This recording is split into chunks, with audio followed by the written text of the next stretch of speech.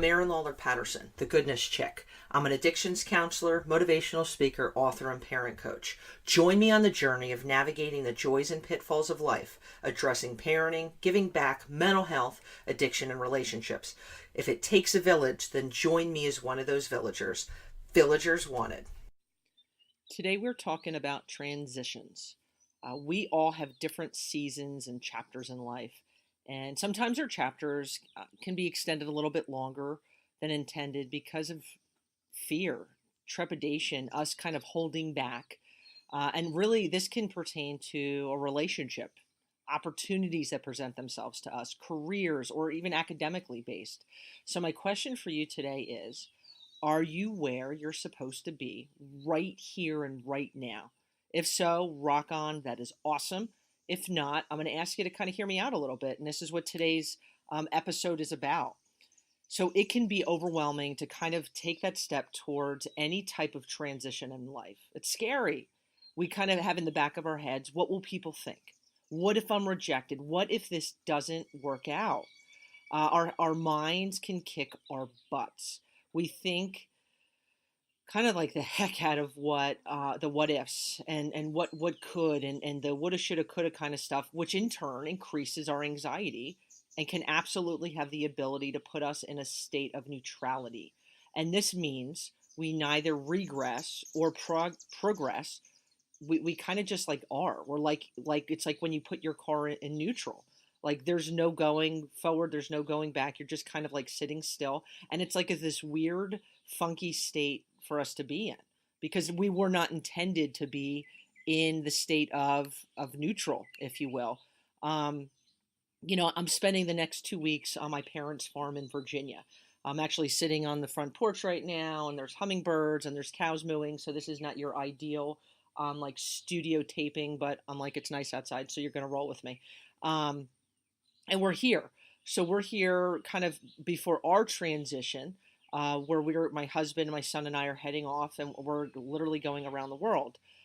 So this has given me time, and I love when I'm down here. It gives me time with my almost 98-year-old grandma, who kind of really always helps me through a conversation or time together, put things in perspective. I love my grandma with all of my heart. She is a great woman. And I also have realized as time has gone on and my relationship with her has kind of kicked up a notch. There have been many, many times in her own life that she did not take the opportunity to shift from neutral, to shift to a different chapter or opportunity in her own life. And that was based on a whole lot of different reasons.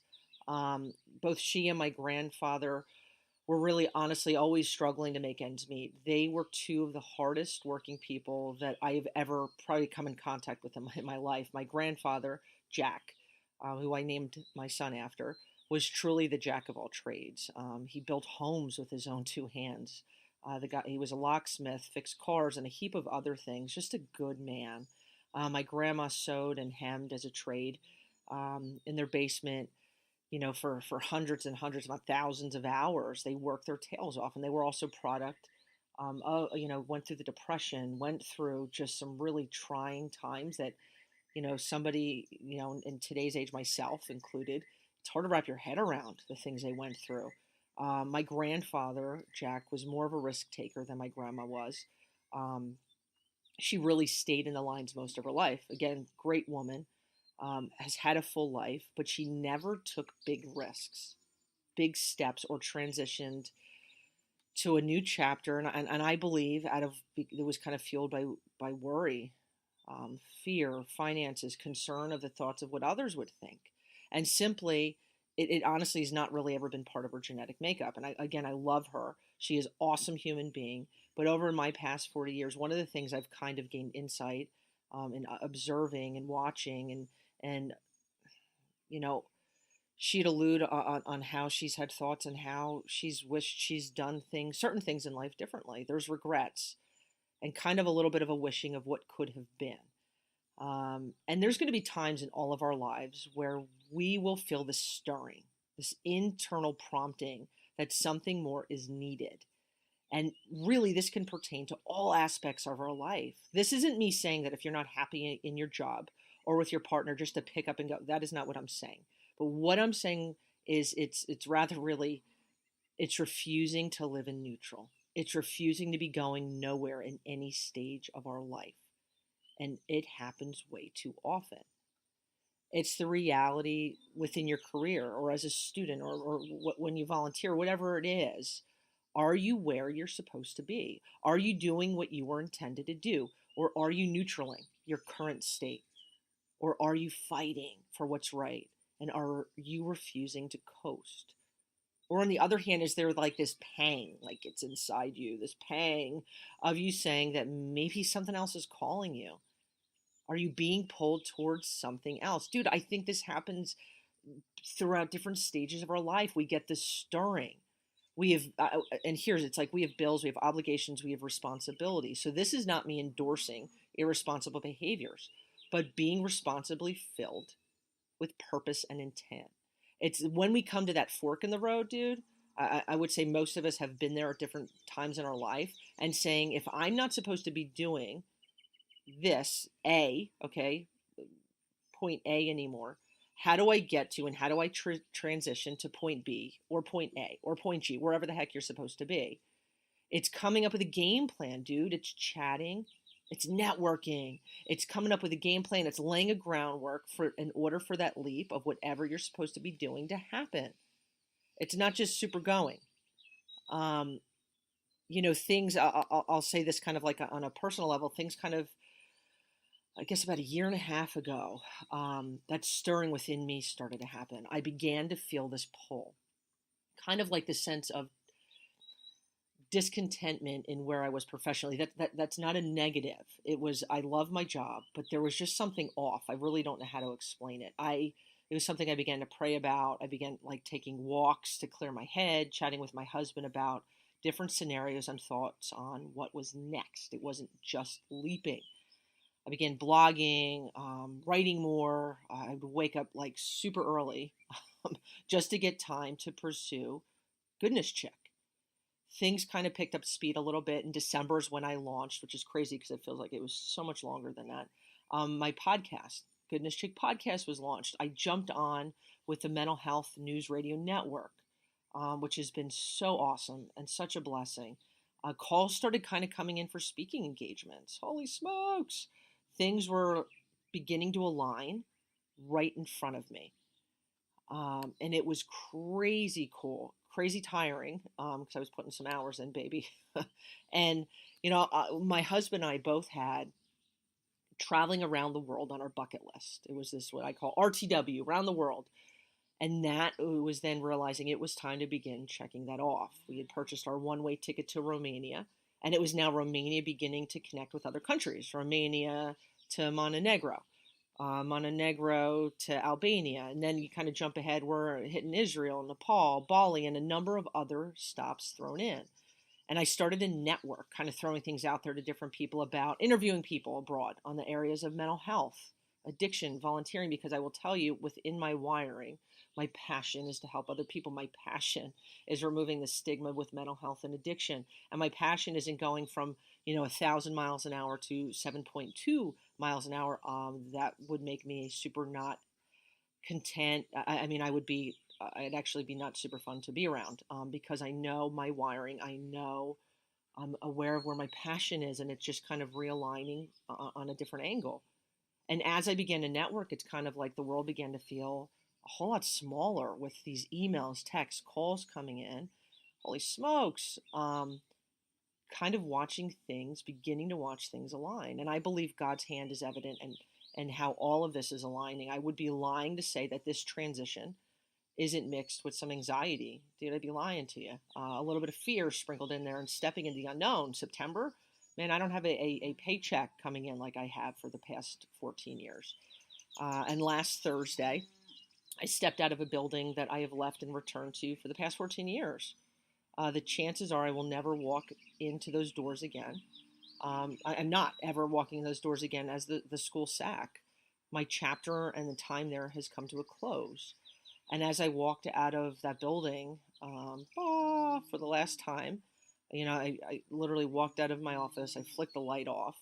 I'm walking down the hallway and I'm like, yo, deep breathe in, deep breathe in. You got this. And as I started walking, it was like 14 years just seeping of conversations and hearts and faces and experiences. And I found myself overcome with emotion. I was like, I'm started crying. I'm like, girl, get your stuff together. You just hold it in. And as I was walking out the door, towards my car, I mean, by the time I reached my car, I was full fledged hysterical. I was overcome with emotion, but it was a beautiful emotion, and I, as I, was chatting on the phone with my mom about this, she said something pretty profound. She said, if you weren't crying, you weren't upset about leaving, it means you were leaving something you didn't love and you waited too long. You're happy, you're sad, and a million other emotions for this close and a new beginning. And I was like, dude, you're super right. I mean, it's like it was when I was supposed to transition. And, I was up before 5 in the morning doing Goodness Chick for close to 2 years. I was doing this, when he went to bed, I'm cracking open my laptop, doing all things Goodness Chick. And I didn't just wake up one day, roll out of bed and say, it's time for a change. And now, I'm handing in my resignation. We planned, we prayed. I put in some crazy train hours for this next step. And I'll tell you, man, dude, I'm at peace. That doesn't mean with that peace, I'm not a little bit overwhelmed, a little bit anxious, but I'm at peace. So my question for you is like, where are you in your journey? Is there a transition you're supposed to be taking that you're hesitant to pursue? Again, this isn't just about career. It's so easy to get in the mindset where a goal or a different job or a different passion will happen later. We're in that mindset way too often. We push it off. We psychologically convince ourselves that it just can't happen. It's not going to happen. It can't happen, or we'll think or talk about it later. So my question is, if this is kind of like hitting you and it's hitting you hard, what are you waiting for? Whether we live until we're 105 or 25, the question is, are you really living? I've come across people that are 15 years old who have had more of an authentic quality of living than somebody who's 70 years old. And our time on earth is fleeting. It's non-refundable, dude. You can't go and be like, yo, my bad. Can I get another shot? No, man, it's one. So your quality of life begins right now. It begins today. It is time to get our goodness on, my friends. Like right now. And so about a month after I released my first book, um, Peace, Love, and Goodness Lessons from the Drug Lady, I started writing. It's now my second book, A Higher Level of Goodness. And I love writing. I love podcasting. And this book really is something I dig. Obviously, I'm a little biased because I wrote it, but it just in terms of goes hand in hand with this, focusing on quality of our life, being authentic, and taking healthy, beautiful risks.